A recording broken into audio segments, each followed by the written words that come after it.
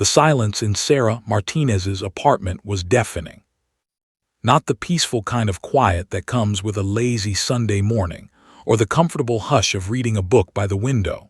This was a heavy, suffocating silence, the kind that pressed down on her chest and made every breath feel like an effort. Sarah sat at her small kitchen table in her Austin, Texas apartment, staring at the cold cup of coffee before her. The steam had long since disappeared, just like her voice 3 years ago. 28 years old, and she hadn't spoken a single word in 1,095 days. She remembered the exact number because her therapist, Dr. Ellen Reeves, reminded her every week. 3 years, Sarah, Dr. Reeves would say gently, her eyes full of that professional concern that Sarah had grown to recognize. 3 years since the incident. We need to find a way to help you break through this barrier. The incident.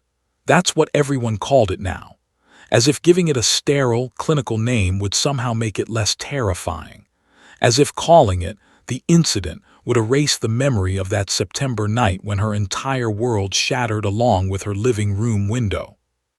Sarah's hand trembled as she reached for her tablet, the device that had become her voice, her lifeline, her prison. She typed a simple message to herself, something she did every morning as a ritual. Today might be different. But it never was. Her golden retriever, Buddy, padded across the hardwood floor and rested his chin on her lap. His warm brown eyes looked up at her with unconditional love, the kind that asked for nothing and gave everything. Sarah stroked his soft fur, feeling her heartbeat slow slightly. Buddy was the only one who understood her silence without judgment, without pity, without that maddening optimism that someday she'd speak again. The apartment around her was neat, almost obsessively so. Every book aligned perfectly on the shelf, every dish in its place, every surface dust-free and organized. Control. When she'd lost control of her voice, she'd grasped desperately for control over everything else. Her mother, Rosa, worried about it constantly. "Mija, it's okay to let things be messy sometimes," she'd say in Spanish, her weathered hands taking Sarah's cold ones. "You don't have to be perfect." But Sarah couldn't explain, even with her tablet, that the organization wasn't about perfection. It was about survival. If she could control her environment, maybe she wouldn't feel so powerless against her own mind. She glanced at the clock. 7:15 a.m. In 45 minutes, she needed to leave for her appointment with Dr. Reeves. Another session. Another hour of gentle probing, of exercises designed to reconnect her voice to her emotions, of carefully calibrated questions that Sarah would answer by typing on her tablet. The nightmares had been worse lately. Every night she relived it, the sound of breaking glass shattering the peaceful evening, the cold September air rushing through her living room, the heavy footsteps on her hardwood floor. She'd been grading papers, planning lessons for her third graders when the window exploded inward. Sarah had opened her mouth to scream. She'd felt her lungs expand, felt her throat muscles engage, felt every part of her body preparing to cry for help. But no sound came, not a whisper, not a gasp, nothing. Even now, thinking about it, her throat constricted. She'd hidden in her bedroom closet, phone in hand, texting 911 because she couldn't speak. She'd watched through the crack in the door as the intruder moved through her apartment, his masked face turning this way and that, searching. And then, God, this was the part that haunted her most. He'd found her. The closet door had swung open. The mask came off. She'd seen his face clearly under the bedroom light. Cold eyes, a jagged scar above his left eyebrow, thin lips twisted into a smile that held no warmth. He'd looked surprised to find her there, then amused. He'd reached for her, and Sarah had tried to scream, tried with everything in her being, but her voice was gone, stolen by terror so absolute it had severed something fundamental inside her. The police arrived just in time. Neighbors had heard the breaking glass. But by then, the damage was done, not to her apartment, which could be repaired, but to something deeper, something psychological that no amount of new locks or window bars could fix. Dr. Reeves called it selective mutism triggered by acute traumatic stress. a rare condition where the brain's fear response essentially shuts down the ability to speak. It wasn't physical. Her vocal cords worked perfectly fine according to the medical tests. It was psychological, a prison built by her own mind to protect her from something it deemed too dangerous. Your brain is trying to keep you safe, Dr. Reeves had explained during their first session. It's learned that silence equals safety. We need to teach it that speaking doesn't mean danger. But after 3 years, countless therapy sessions, medications, support groups, and techniques, Sarah remained locked in silence. She'd lost her teaching job. It's hard to teach without a voice. She'd lost most of her friends. People drifted away when you couldn't participate in normal conversation. She'd even lost her fiancé, David, who tried for 8 months before admitting he couldn't handle the silence anymore. Now her world had shrunk to this small apartment, her mother's weekly visits, her therapy appointments, and Buddy. Her golden retriever had become more than a pet. He was her companion, her emotional support, her connection to a world that increasingly felt foreign and distant. Sarah stood up, Buddy immediately rising with her.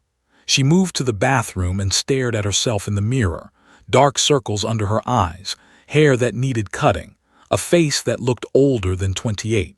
She opened her mouth, watching her reflection do the same, tried to force air through her vocal cords, tried to make any sound at all. Nothing.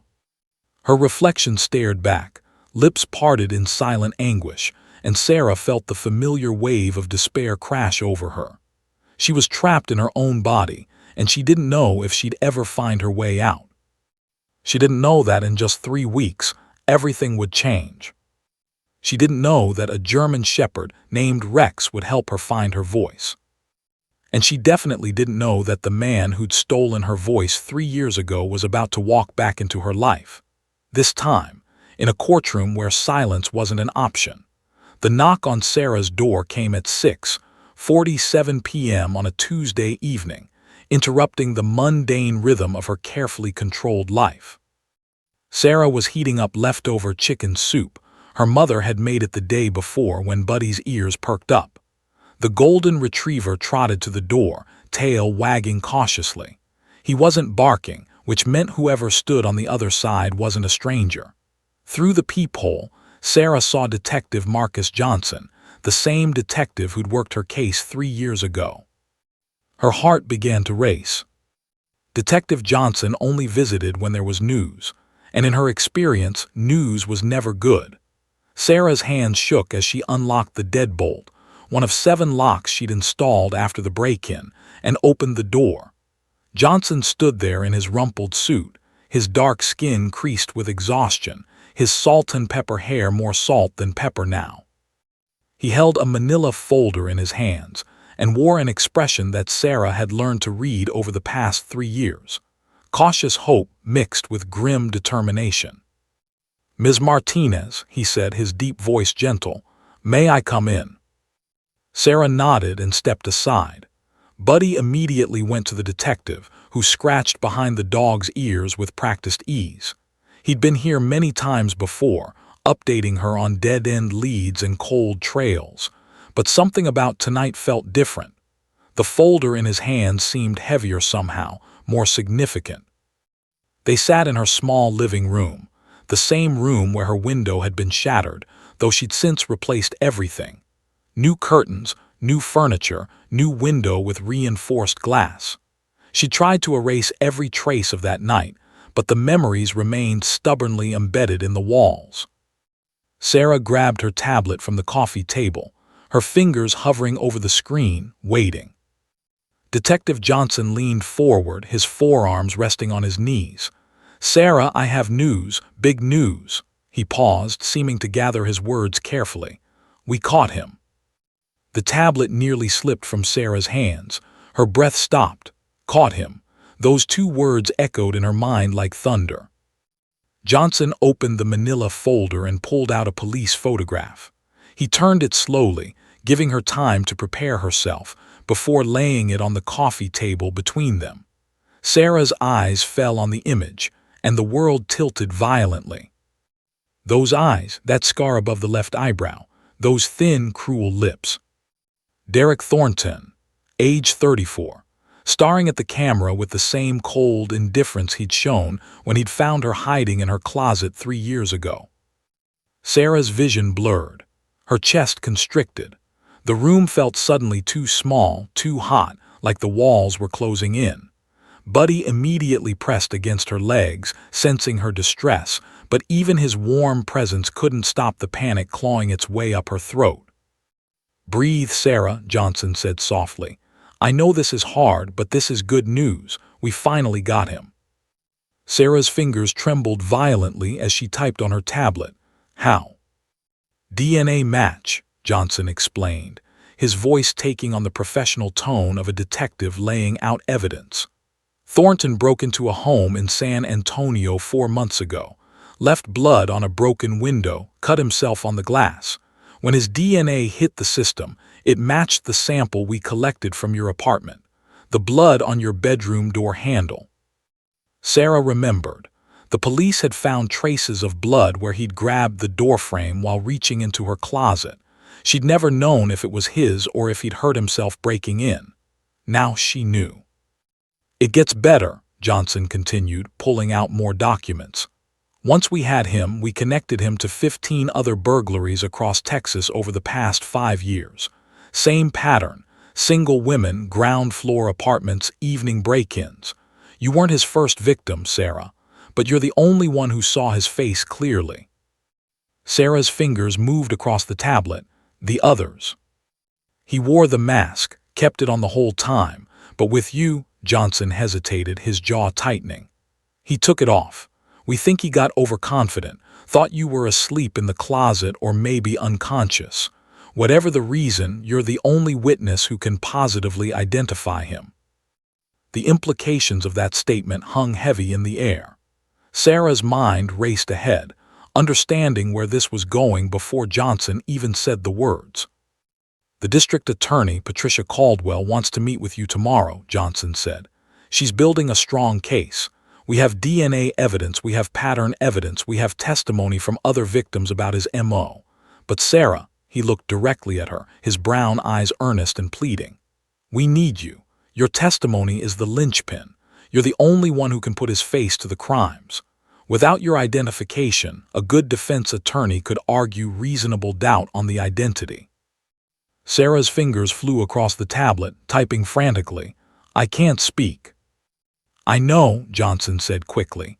"Caldwell knows too. She's already researching accommodations. You could type your responses, have them read aloud by a court reporter. There are legal precedents for witnesses with disabilities. We can make this work." Sarah shook her head violently, typing faster. "No, no, no, can't do it. Can't face him, please." "Sarah, listen to me." Johnson's voice grew firmer, more urgent. "Derek Thornton has terrorized women for 5 years. 15 victims that we know of. He's escalating. The San Antonio victim was hospitalized. He's getting more violent. If we don't stop him now with everything we have, he'll walk. And he'll do this to someone else." Tears streamed down Sarah's face.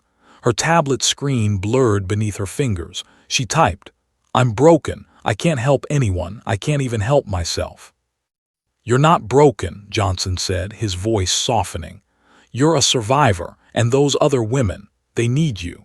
They need someone brave enough to stand up and point at the man who hurt them and say, 'That's him. That's the man who did this.'" Sarah looked down at the photograph again. Thornton's face stared back at her, and she could almost hear his cold laugh from that night, could almost feel his presence in her apartment again. The thought of facing him in a courtroom, of being in the same room with him again, made her want to vomit. But then she thought about the other victims. 15 women, 15 lives shattered like hers, and she was the only one who could identify him. Her fingers trembled as she typed, "When?" "The trial is scheduled for 6 weeks from now," Johnson said, relief flooding his features. "Caldwell wants to meet with you tomorrow at 2 p.m. She'll explain everything, answer all your questions, discuss the accommodations we can arrange." Sarah nodded slowly. Even though every instinct screamed at her to run, to hide, to stay safe in her silent prison where monsters couldn't reach her. Johnson stood, placing a hand gently on her shoulder. "You're doing the right thing, Sarah. I know it doesn't feel like it right now, but you're giving those women justice. You're giving yourself justice." After he left, Sarah sat frozen on her couch for hours, Buddy pressed against her side.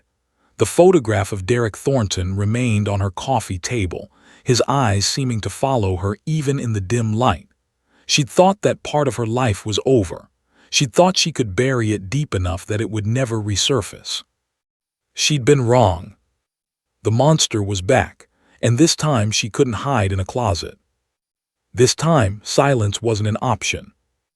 The Travis County Courthouse was an imposing building of limestone and glass that made Sarah feel impossibly small. She sat in her mother's car in the parking lot, unable to move. Rosa Martinez gripped the steering wheel with white knuckles, her weathered face creased with worry.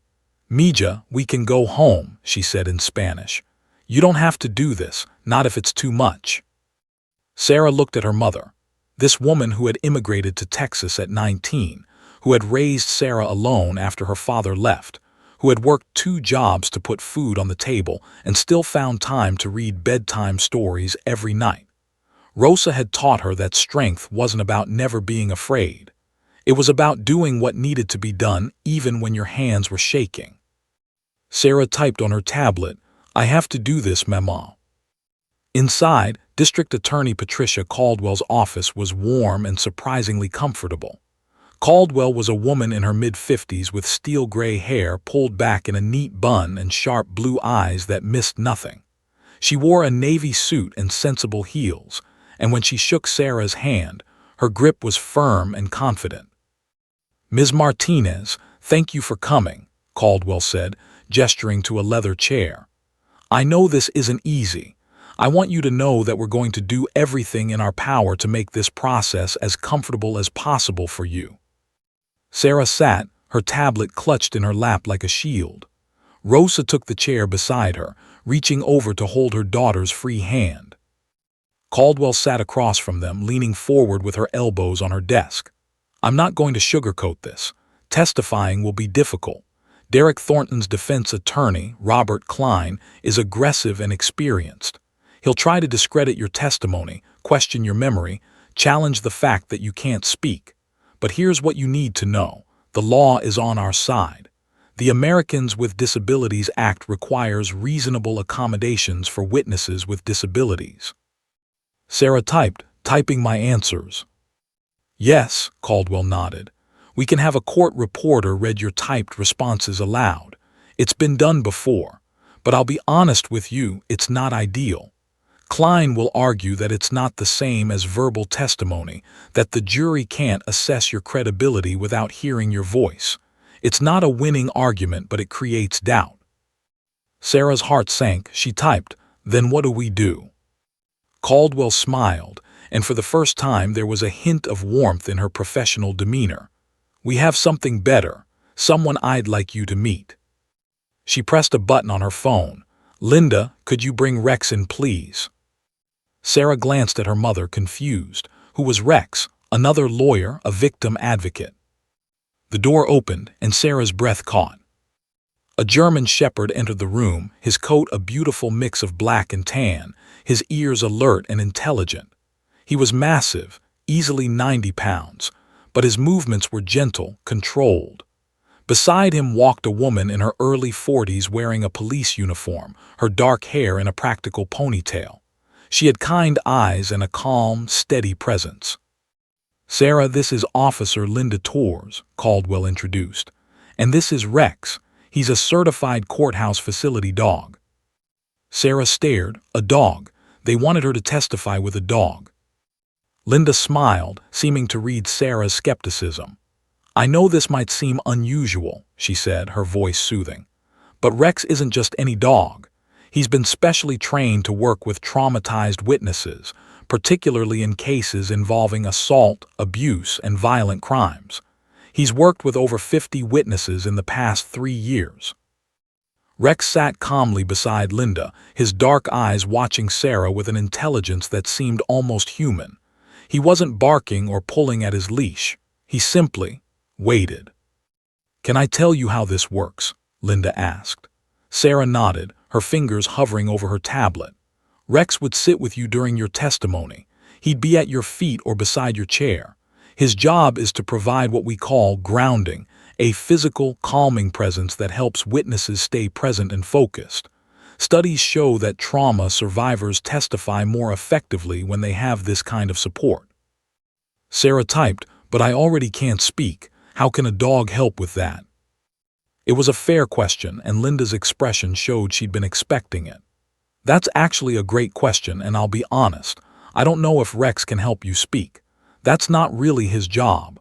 His job is to help you feel safe enough to communicate, whatever form that communication takes. Whether you type or speak, his presence can reduce anxiety and help you stay focused." Caldwell added, "Research shows that facility dogs can lower blood pressure, reduce cortisol levels, and help regulate breathing during stressful situations. Even if you continue typing your testimony, Rex could help you stay calm enough to do so effectively."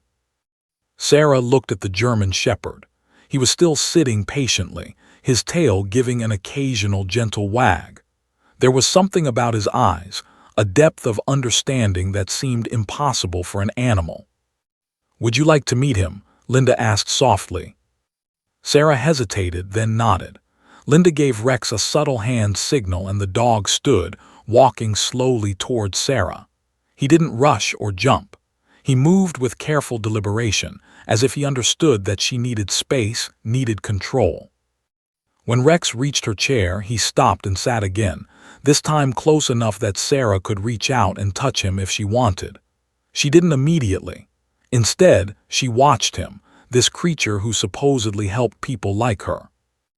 Rex gazed up at her with those soulful brown eyes, and then, so gently it almost didn't happen, he rested his chin on her knee.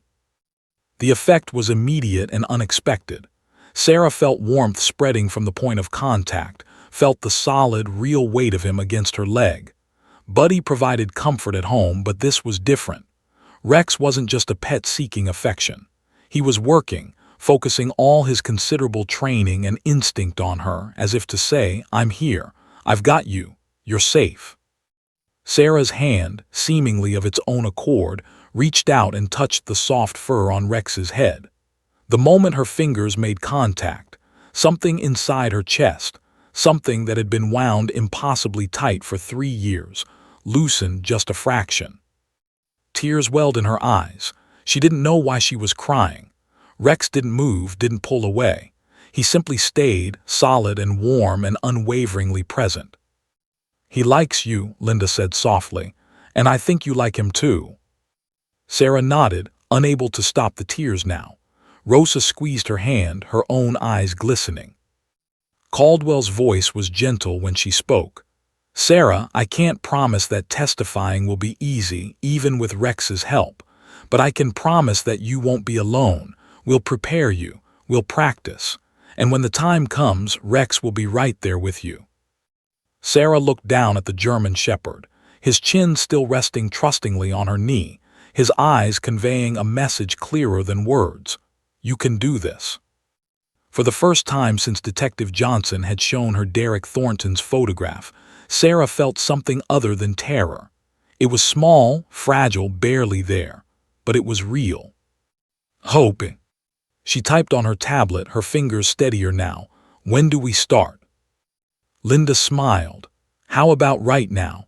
Let's take Rex for a walk around the courthouse. Let you two get acquainted. Then, if you're comfortable, we can do a practice session in an empty courtroom." Sarah stood, and Rex immediately rose with her, staying close to her left side. As they walked out of Caldwell's office, Rosa following behind, Sarah kept her hand on Rex's head, drawing strength from his steady presence. She didn't know if a dog could help her speak again.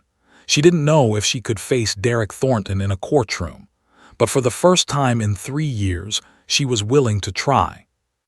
And sometimes, Sarah thought as Rex's tail wagged beside her, willingness was where miracles began.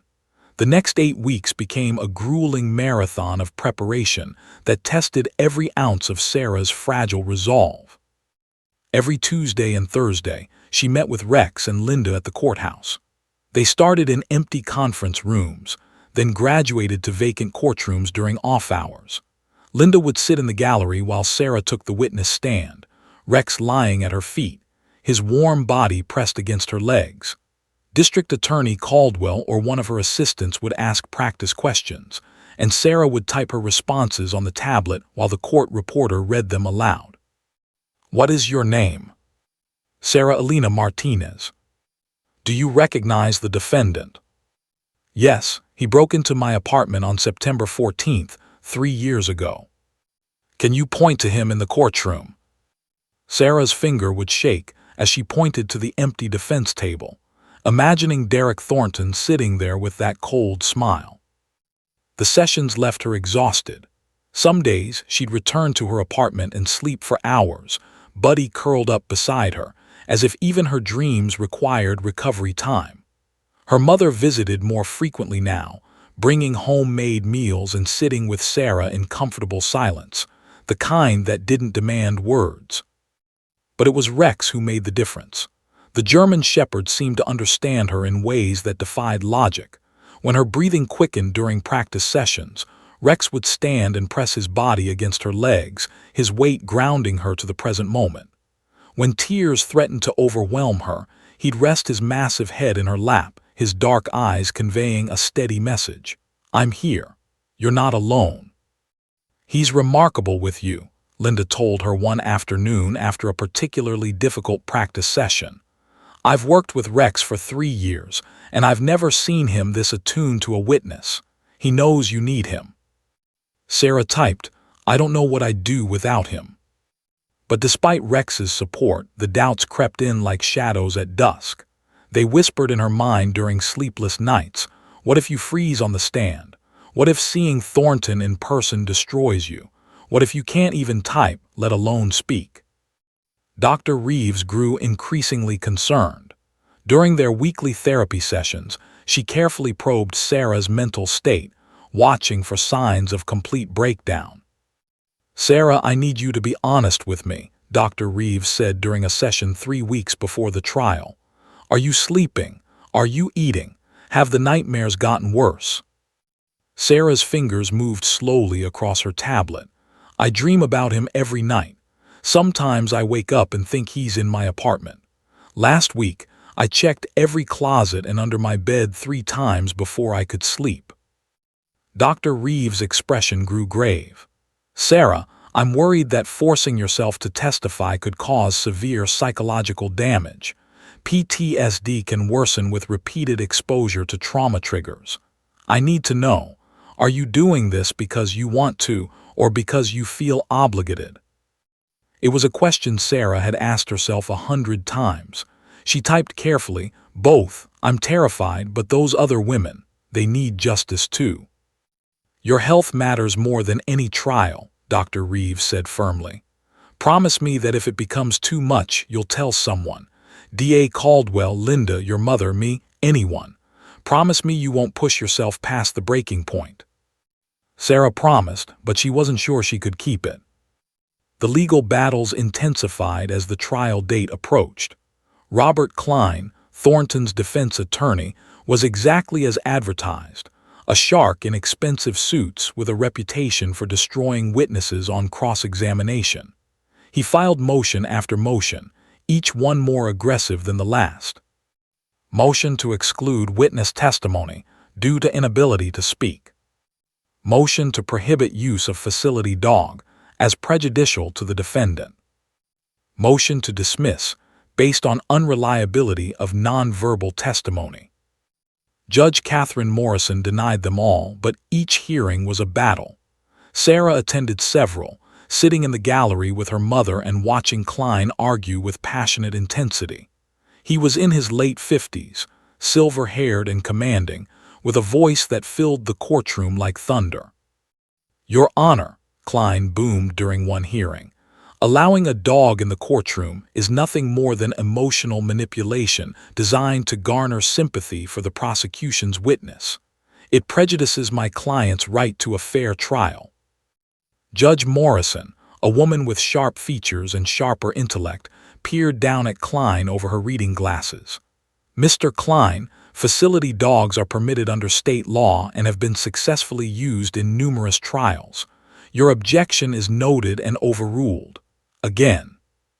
But Klein's most devastating attack came during a pretrial deposition. Sarah sat in a conference room with Rex at her feet, Caldwell beside her, while Klein questioned her for 3 hours. His questions started innocuously enough but grew increasingly hostile. Ms. Martinez, you claim you saw my client's face clearly 3 years ago. Yes. In the dark. There was light from the bedroom. For how long? Seconds, a minute. Long enough. And you're absolutely certain, despite the passage of 3 years, despite your trauma, despite your condition, that you can accurately identify him. Sarah's hands shook as she typed. Yes, I see his face every night in my nightmares. I could never forget it. Klein leaned forward, his eyes cold and calculating. Ms. Martinez, isn't it possible that your trauma has distorted your memory, that your nightmares have created a false certainty, that you're so desperate for closure that you're willing to identify an innocent man? The room spun. Sarah's vision tunneled. Rex immediately stood, pressing against her legs, but even his presence couldn't stop the panic attack that seized her chest. She couldn't breathe, couldn't type, couldn't. This deposition is over, Caldwell snapped, standing abruptly. Mr. Klein, you're badgering the witness. Klein smiled, a thin, satisfied expression. Just establishing the facts, counselor. See you in court. After Klein left, Sarah broke down completely. Linda had to help her out of the building while Rex stayed glued to her side. In her mother's car, Sarah typed through tears. I can't do this. He's going to destroy me on the stand. I can't. Rosa pulled her daughter into her arms, rocking her like she had when Sarah was a child. SHH, Mija, SHH, you are stronger than you know. But Sarah didn't feel strong. She felt like glass about to shatter. That night she seriously considered withdrawing from the trial. She drafted an email to Caldwell, her fingers hovering over the send button for an hour. Without her testimony, the case would be weaker, but not impossible. The DNA evidence was solid. Maybe it would be enough. But then she thought about the 15 other women. She thought about Derek Thornton breaking into another home, terrorizing another victim. She thought about the darkness she'd lived in for 3 years and realized that some of it came from knowing he was still out there, unpunished. Sarah deleted the email. The trial was set to begin in 2 weeks. Judge Morrison had allocated 5 days for the proceedings. Sarah's testimony was scheduled for day 3. 14 days to prepare. 14 days to find courage she wasn't sure she possessed. We're going to get through this, Linda told her during their final practice session. You, me, and Rex, we're a team now. Sarah looked down at Rex, who gazed back at her with unwavering confidence. She wanted to believe Linda. She wanted to believe that somehow, impossibly, she could face her worst nightmare and survive. But belief was a fragile thing, and Sarah's had been shattered 3 years ago along with her window. All she could do was show up in hope that would be enough. The morning of the trial, Sarah vomited twice before leaving her apartment. Her hands shook so violently that she couldn't button her blouse. Rosa had to help her, fingers gentle and patient as she fastened each button while whispering prayers in Spanish. Sarah had chosen a simple navy dress, conservative, professional, the kind her lawyer mother would have approved of if she'd still been alive. She looked at herself in the mirror and barely recognized the pale, hollow-eyed woman staring back. The Travis County Courthouse was a circus. News vans lined the street, their satellite dishes reaching toward the gray November sky. Reporters clustered near the entrance, cameras ready, microphones poised. The story had captured public attention. Mute woman to testify against home invader, the headline screamed. Facility dog to assist traumatized witness in groundbreaking trial. Sarah wanted to disappear. Linda met them at a side entrance, Rex at her side wearing his official courthouse vest that identified him as a working service dog. The moment Sarah saw him, some of the tension in her chest eased. Rex's tail wagged once, twice, and he pressed his nose gently against her hand in greeting. "Ready?" Linda asked softly. Sarah shook her head. She would never be ready, but she typed on her tablet, "Let's go." The courtroom was packed, every seat in the gallery filled with spectators, journalists, advocates, and curious onlookers. Sarah entered through a side door with Linda, Rex, and her mother, avoiding the main entrance where she'd have to walk past all those staring faces. Even so, she felt the weight of dozens of eyes on her as they took their seats in the front row behind the prosecution table. And then she saw him. Derek Thornton sat at the defense table in a gray suit that made him look respectable, almost ordinary. But Sarah knew better. She knew what lay beneath that carefully constructed facade, the cruelty, the violence, the predatory smile. As if sensing her gaze, Thornton turned his head slowly and looked directly at her. He smiled. It wasn't the cold, cruel smile from that night. This was different, calculated, performative, designed to look pleasant for the jury. But his eyes held the same emptiness, the same complete absence of empathy or remorse. Sarah's breath stopped. The courtroom tilted. Rex immediately stood from where he'd been lying at her feet and pressed his body against her legs. Linda's hand found her shoulder. "Breathe," Linda whispered. "Look at me, not him, breathe." Sarah tore her gaze away from Thornton, focusing on Rex's warm brown eyes. In, out, in, out. Her lungs remembered how to work. "All rise." The bailiff's voice cut through the courtroom murmur. Judge Catherine Morrison entered, her black robes flowing, her expression stern and impassive. She took her seat at the bench, surveying the courtroom with sharp eyes that missed nothing. "Be seated," Judge Morrison said. "We're here in the matter of the state of Texas versus Derek Thornton. Will the prosecution present their opening statement?" District Attorney Patricia Caldwell stood, smoothing her burgundy suit jacket. She was in her element now, confident, commanding, ready for battle. She approached the jury box, making eye contact with each of the 12 jurors. "Ladies and gentlemen," Caldwell began, her voice clear and strong, 3 years ago, Sarah Martinez was a 25-year-old elementary school teacher with her whole life ahead of her. She was grading papers in her apartment when a man broke through her window. That man, she turned and pointed directly at Thornton, is the defendant, Derek Thornton. He terrorized Ms. Martinez in her own home, and the trauma of that night was so severe that it stole something precious from her, her voice.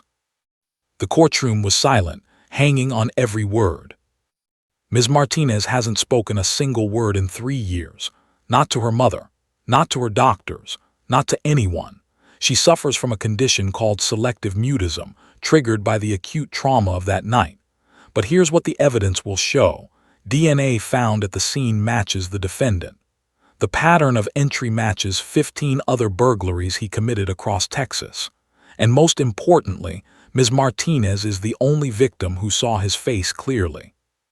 She will identify him in this courtroom despite the trauma, despite her inability to speak, because she knows, with absolute certainty, that Derek Thornton is the man who destroyed her life that night. Caldwell paused, letting her words sink in. The defense will try to confuse you. They'll question Ms. Martinez's memory, her credibility, her ability to testify without speaking. But don't be fooled. Justice doesn't require a voice. It requires truth. And the truth is that Derek Thornton is guilty. Robert Klein's opening statement was equally powerful but took a different approach. He was charming, reasonable, the kind of lawyer who made you want to believe him. "Ladies and gentlemen, this is a case built on emotion, not evidence. Yes, Ms. Martinez experienced something traumatic. No one disputes that. But trauma clouds memory. 3 years have passed. Can you remember clearly what someone looked like 3 years ago in the dark while terrified?" The prosecution wants you to convict my client based on the testimony of a witness who cannot speak, who suffered severe psychological trauma, and whose memory has had 3 years to be distorted by fear and nightmares. That's not justice. That's a rush to judgment. The first day proceeded with procedural testimony. Crime scene investigators described the break-in. Police officers detailed the investigation. Forensic experts explained DNA evidence. Sarah sat in the gallery, Rex at her feet, watching it all unfold like a nightmare she couldn't wake from. But it was day 3 that mattered, day 3 when she would take the stand. That night Sarah didn't sleep at all. She lay in bed, staring at the ceiling, while Buddy snored softly beside her. Every time she closed her eyes, she saw Thornton smile. Every shadow in her room became his silhouette. At 3 a.m., she got up and sat at her kitchen table, typing and deleting messages on her tablet that no one would ever read. I can't do this. I have to do this. What if I fail? What if I freeze? What if my silence lets him go free? Morning came too quickly. Rosa arrived at 7 a.m. with coffee and pan dulce that Sarah couldn't eat. They drove to the courthouse in silence, real silence, the kind where even Rosa's usual chatter dried up under the weight of what was coming. Linda and Rex met them at the side entrance again. Today's the day, Linda said, her hand resting on Rex's head. How are you feeling? Sarah's fingers moved across her tablet, terrified. That's honest, Linda smiled. Rex and I will be right there with you every second. You won't be alone. They entered the courtroom. It was even more packed than before. Word had spread about the mute witness and her service dog. Sarah took her seat, and this time when she looked toward the defense table, Thornton was already watching her, waiting. The prosecution calls Sarah Martinez to the stand, Caldwell announced. The courtroom fell silent. This was it, no more preparation, no more practice, no more delays. Sarah stood on trembling legs. Rex immediately rose beside her, Linda giving him a subtle hand signal. Together, the 3 of them walked toward the witness stand, Sarah, Linda, and Rex, while hundreds of eyes watched their every step. Sarah climbed into the witness box. Rex lay down at her feet, his warm presence a lifeline in an ocean of terror. Linda stood nearby, just outside the box but close enough to be seen. The court clerk approached with a Bible. Do you swear to tell the truth, the whole truth, and nothing but the truth? Sarah's hand shook as she placed it on the Bible. She nodded, unable even to type, and the clerk accepted this as affirmation. She was sworn in. Now came the hard part. Sarah's tablet sat on the small ledge in front of her, her only voice in a room full of people waiting to hear her story. District Attorney Caldwell approached slowly, her expression kind, almost maternal. She'd coached Sarah through this dozens of times. Start with easy questions. Build confidence. Establish credibility before the hard part. Ms. Martinez, could you please state your full name for the record? Sarah's fingers found the keyboard. She typed these words 100 times in practice. The court reporter, a woman in her 60s with reading glasses, stood ready to read her responses aloud. Sarah Elena Martinez. And where do you live? Austin, Texas. 2247 Riverside Drive, apartment 3B. What is your occupation? Sarah hesitated, her fingers hovered. I was an elementary school teacher, 3rd grade. I had to stop working after what happened. The court reporter's voice was clear and professional as she read Sarah's words, but there was a gentleness there too. The jury leaned forward, listening intently. Several of them glanced down at Rex, who lay perfectly still at Sarah's feet, his eyes closed but his body alert. Ms. Martinez, I'd like to take you back to September 14th, 3 years ago. Can you tell the jury what happened that evening? This was it. The moment Sarah had been dreading. Her hands trembled as she began to type. I was home alone, grading papers at my kitchen table. It was around 9 p.m. I heard a sound, glass breaking. At first I thought maybe a car accident outside or a neighbor dropped something. But then I heard footsteps, heavy, in my living room. The courtroom was absolutely silent. Even the rustling of papers had stopped. I grabbed my phone and ran to my bedroom. I tried to call 911, but I was shaking so hard. I hid in my closet and texted them instead. I could hear him moving through my apartment, opening drawers, going through my things. "What happened next?" Caldwell asked gently. The footsteps came closer, to my bedroom. I watched through a crack in the closet door. I saw him clearly. He was looking around my room and then he walked to the closet. He opened the door. Tears rolled down Sarah's face. Rex stirred at her feet, pressing his head against her ankle. Linda, standing nearby, nodded encouragingly. He was wearing a mask, but when he found me, when he saw me hiding there, he took it off. He smiled, like he wanted me to see his face, like he wanted me to remember. "Ms. Martinez, do you see that man in this courtroom today?" Sarah's heart hammered against her ribs. This was the critical moment, the identification that the entire case depended on. Slowly, with a shaking hand, she raised her arm and pointed directly at Derek Thornton. "That's him, the defendant, Derek Thornton. I will never forget his face." Murmurs rippled through the gallery. Caldwell nodded, satisfied. "Thank you, Ms. Martinez. No further questions, Your Honor." Judge Morrison looked at the defense table. "Mr. Klein, your witness."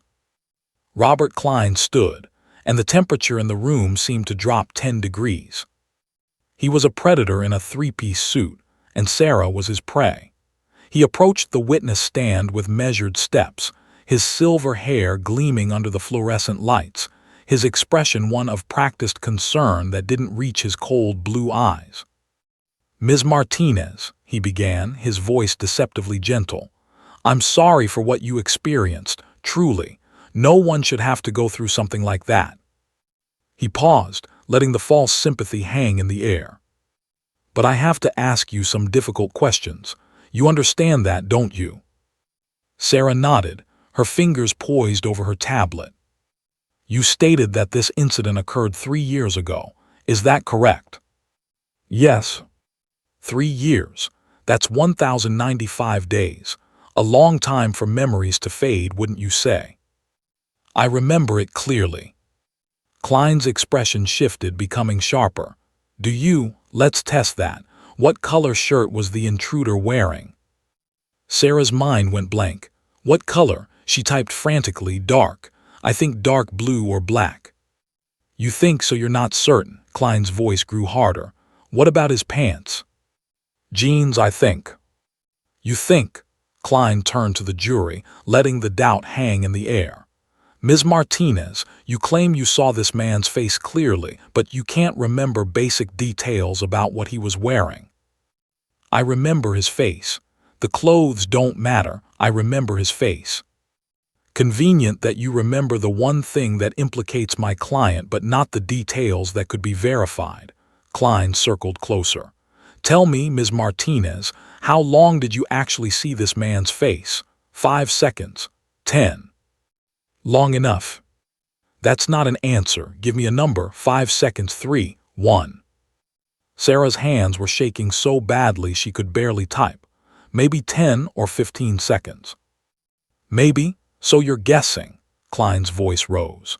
"You're asking this jury to send a man to prison for 25 years based on a maybe, based on a 10-second glimpse 3 years ago while you were hiding in a closet, terrified out of your mind."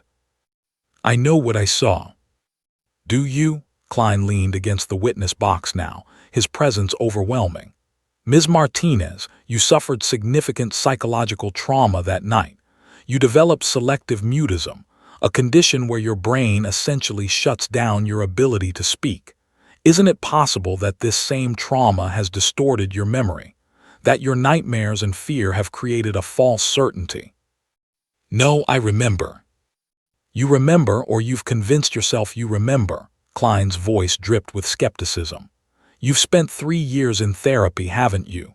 3 years talking about this night, reliving it, discussing it with police and prosecutors and doctors. How do you know your memory hasn't been influenced by all those conversations, by suggestion, by your desperate need for closure? Sarah couldn't answer. Her fingers froze over the tablet. The words wouldn't come. Klein pressed harder. Let's talk about your condition, Ms. Martinez.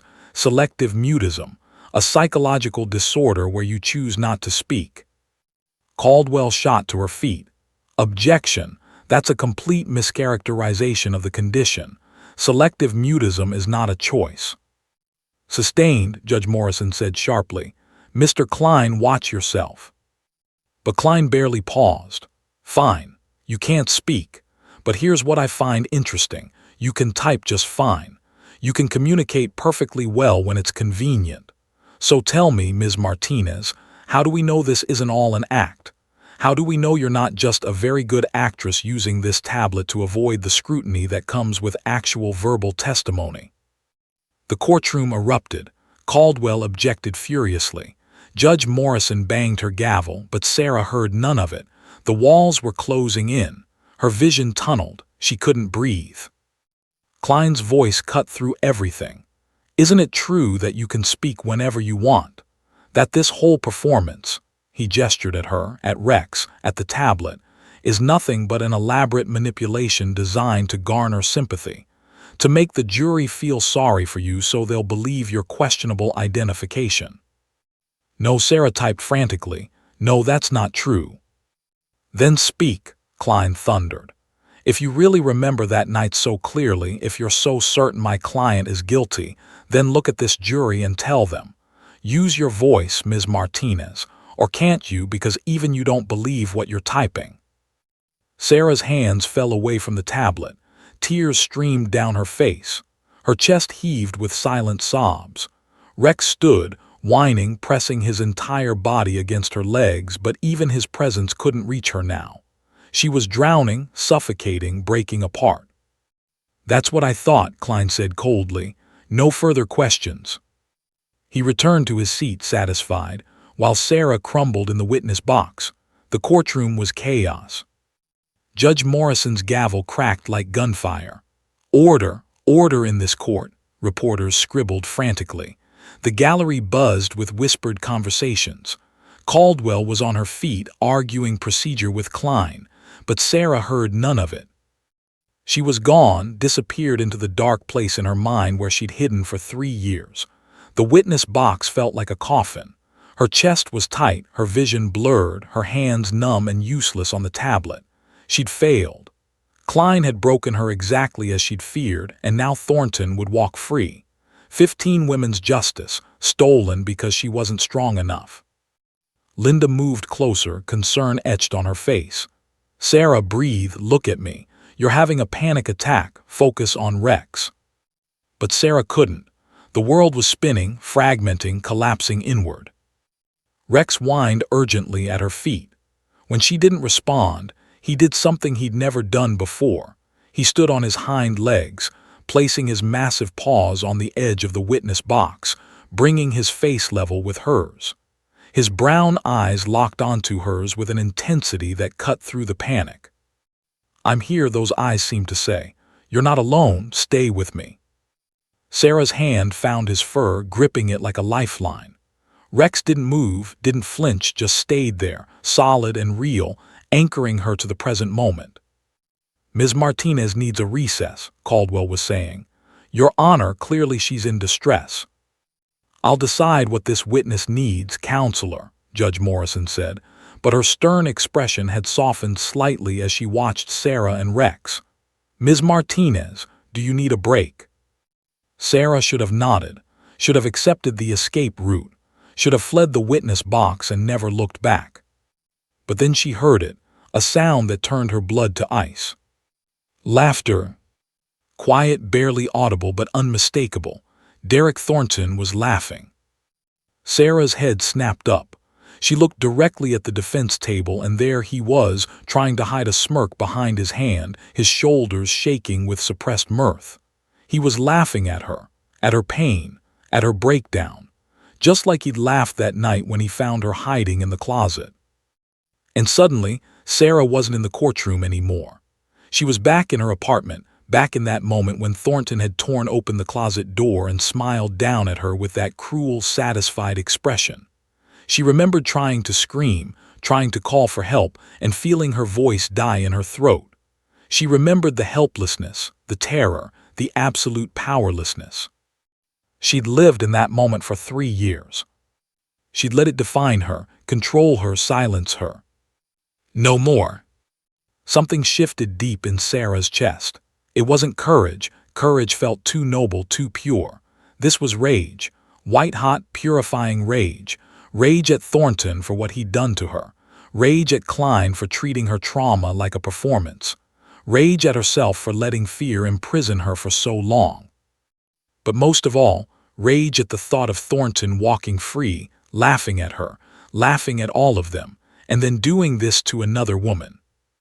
Rex felt the change in her. His ears perked up. He made a soft sound, not quite a whine, more like encouragement, and pressed his nose against her hand. Sarah's hand slipped from Rex's fur. She placed both palms flat on the edge of the witness box, steadying herself. Her breathing slowed. Her vision cleared. The courtroom came back into focus. Judge Morrison was still talking. "We'll take a 15-minute recess to allow." "No." The word was so quiet, so unexpected, that at first no one reacted. Judge Morrison paused mid-sentence, her gavel raised. "Excuse me." Sarah's throat burned. The word had scraped its way out like broken glass, barely more than a whisper, rough and cracked from 3 years of disuse. But it was a word, a real word, from her actual voice. The courtroom went absolutely silent. Every eye turned to Sarah. Caldwell stood frozen, her mouth half open in shock. Klein had gone pale. Linda's hand flew to her mouth. Even the court reporter had stopped typing, staring in disbelief. Sarah looked directly at Derek Thornton. He'd stopped laughing now. His smirk had faltered, replaced by confusion, then something that looked almost like fear. She remembered everything about that night. The way he'd smelled, cigarettes and cheap cologne. The way his hands had grabbed for her. The way he'd laughed when she couldn't scream. The way he'd owned her fear. Not anymore. Sarah's lips parted. Her throat felt like sandpaper, her vocal cords like rusted machinery trying to remember how to work. But she pushed through the pain, through the fear, through 3 years of silence. Rex stood at attention, his entire body quivering with anticipation, as if he knew something miraculous was about to happen. Sarah drew in a breath, deep, shaking but purposeful. She locked eyes with Derek Thornton, and this time she didn't look away. This time he was the one who seemed trapped, pinned beneath her gaze like a specimen on a board. When she spoke, her voice was barely above a whisper, hoarse, broken, raw. But in the absolute silence of the courtroom, every single person heard her. 2 words, just 2 words. But they carried the weight of 3 years of silence, 3 years of nightmares, 3 years of stolen life. "It's him." The effect was instantaneous and catastrophic. The courtroom exploded. Reporters lunged for their phones. The gallery erupted in gasps and shouts. Judge Morrison's gavel cracked again and again, trying to restore order, but her own expression betrayed her shock. Her jaw had dropped, her eyes wide with disbelief. Klein shot to his feet. "Objection! Your Honor, this is highly irregular. The witness has been mute for 3 years and suddenly—" "It's him," Sarah said again, louder now, her voice gaining strength even as tears poured down her face. She pointed at Thornton with a shaking hand. "He broke into my home. He terrorized me. He stole my voice. But I remember his face. I remember everything. And it's him." Thornton's carefully maintained composure shattered. His face flushed red, then white. He turned to Klein, grabbing his arm, hissing something urgent and desperate. But Klein was staring at Sarah like he'd seen a ghost. Sarah collapsed forward, her hands gripping the edge of the witness box as sobs racked her body. But this time they were different. Not sobs of despair or defeat. These were sobs of release, of liberation, of something fundamental and vital returning to her after a long, terrible absence. Rex pressed close, whining with joy, his tail wagging furiously. Linda was crying openly now, not even trying to hide it. In the gallery, Rosa had her hands clasped in prayer, tears streaming down her weathered face. Judge Morrison finally managed to restore some semblance of order, though her hand trembled as she set down her gavel. "We will take a 30-minute recess," she announced, her voice unsteady. "Ms. Martinez, do you need medical attention?" Sarah shook her head, still crying. Her throat was on fire, and speaking those 4 simple words had taken everything she had. But she'd done it. After 3 years of silence, after countless therapy sessions, after believing she'd never speak again, she'd found her voice in the one moment that mattered most. As Linda helped her from the witness stand, Rex stayed glued to her side. The courtroom slowly emptied, but Sarah could feel every eye on her, could hear the whispered conversations, could sense the shift in the very air. She'd spoken, and in doing so, she'd reclaimed something that Derek Thornton could never steal again. The jury deliberated for 2 hours and 43 minutes. Sarah sat in a private conference room with her mother, Linda, and Rex, unable to sit still. Her throat still burned from speaking those 2 words, her first words in 3 years, but the pain felt almost sacred, like a wound that needed to hurt before it could heal. She tried to speak again during the recess, but nothing more would come. Dr. Reeves, who'd rushed to the courthouse after hearing the news, assured her this was normal. "Your voice is like a muscle that hasn't been used," Dr. Reeves explained, her eyes bright with tears of joy. "It needs time, practice, and patience. But Sarah, what you did today, that was a miracle." When the bailiff knocked to tell them the jury had reached a verdict, Sarah's heart nearly stopped. The courtroom was even more packed than before. Word had spread about the mute witness who'd spoken, and now everyone wanted to witness the conclusion.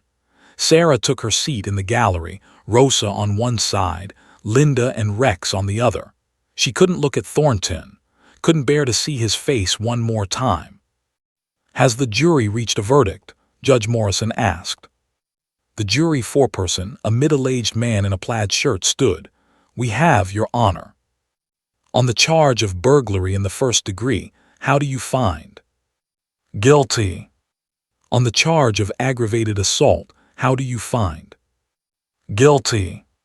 The foreperson continued through all 7 charges. Guilty, guilty, guilty.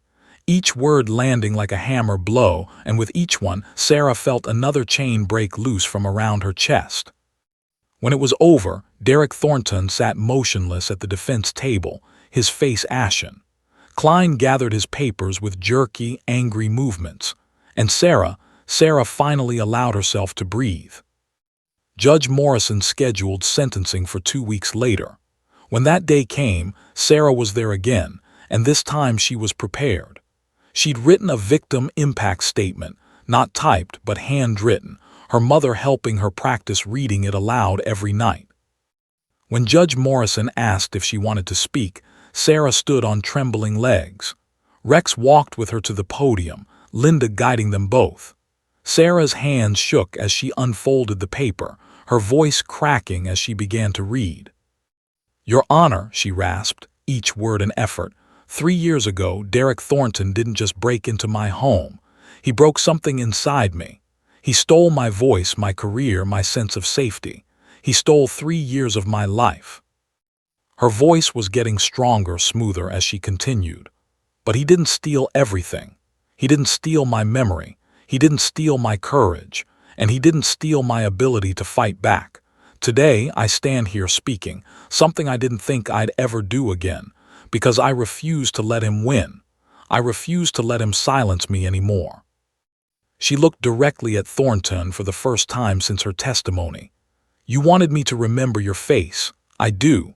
But I also want you to remember mine, because I survived you, and I will keep surviving." Judge Morrison sentenced Derek Thornton to 25 years in prison without the possibility of parole for 10 years. As he was led away in handcuffs, He didn't look back. Sarah watched him go and felt something close to peace. The months that followed were hard but hopeful.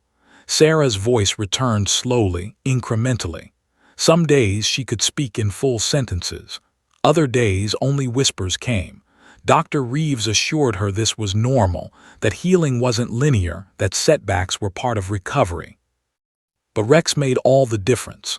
The courthouse had officially retired him from active duty and certified him as Sarah's permanent service dog. He moved into her apartment, joining Buddy, and became her constant companion. When nightmares woke her at 3 a.m., Rex was there. When panic attacks struck in the grocery store, Rex pressed against her legs until she could breathe again.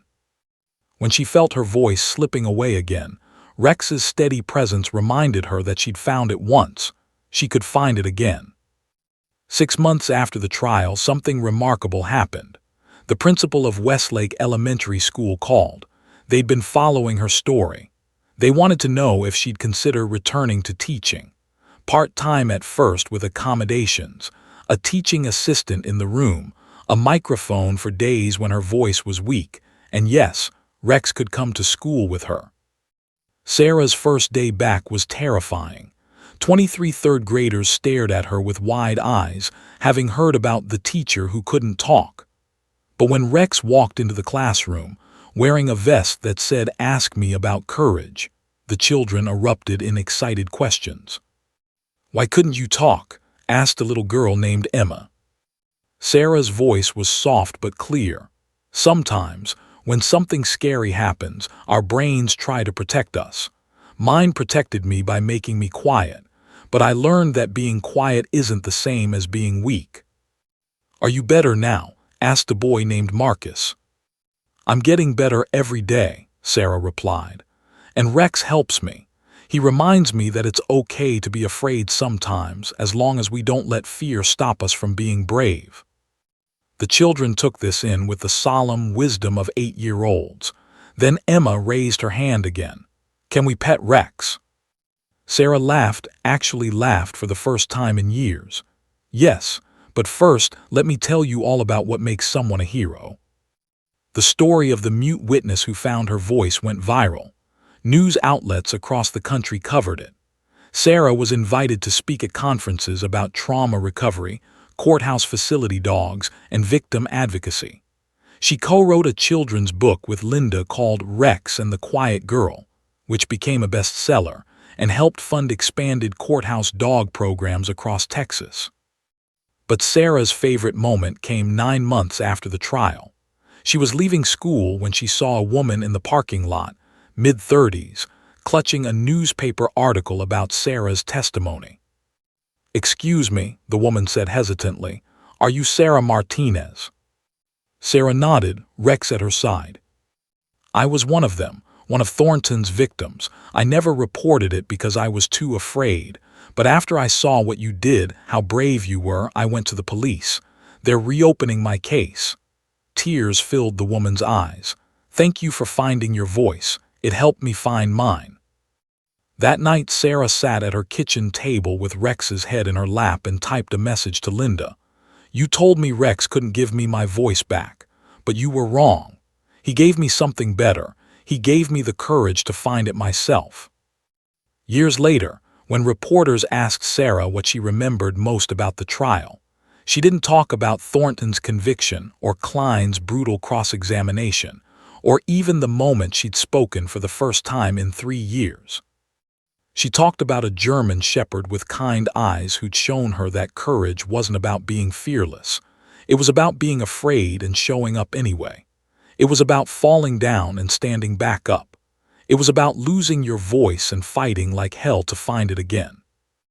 And she talked about the 2 words that changed everything, not because they convicted a guilty man, but because they freed an innocent woman from a prison of silence.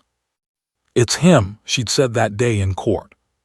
But really, she'd been saying something else entirely. "It's me, I'm still here, I survived, and I will never be silent again."